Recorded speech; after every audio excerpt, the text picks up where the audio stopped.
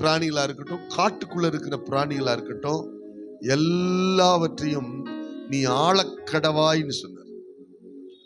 ஒரே ஒரு ஆளை மட்டும் ஆளக்கூடாது, மனுஷன் ஆளக்கூடாது. அதாவது மனுஷன் மேல அதிகாரம் செலுத்தக்கூடாதுன்னு சொல்லி சொன்னார். அதனாலதான் நாங்க போதிக்கும் போது உங்களுக்கு கஷ்டமா இருந்தாலும் அதை போதிச்சு தான் ஆகணும். உங்க குடும்பங்கள்ல நீங்க பிறர் மேல அதிகாரம் எப்ப செலுத்த ஆரம்பிக்கிறீங்களோ அப்ப தேவனுடைய வார்த்தைக்கு நீங்கள் கீழ்ப்படியவில்லை என்று சொல்லி அர்த்தம். எல்லா பிராணிகளையும் நீங்க ஆண்டு கொள்ளுங்க, ஆனா நமக்கு பயப்படுறது மாதிரி ஒருத்தவங்களை நம்ம அடக்குமுறை நம்ம குடும்பத்துல செய்யக்கூடாது.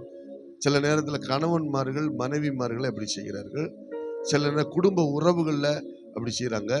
சில நேரத்தில் மருமகள் செய்யலாம், சில நேரத்தில் மாமியார் செய்யலாம், சில நேரத்தில் நாத்தனார் செய்யலாம். இப்படி ஆளுகை அதிகாரங்கள் இது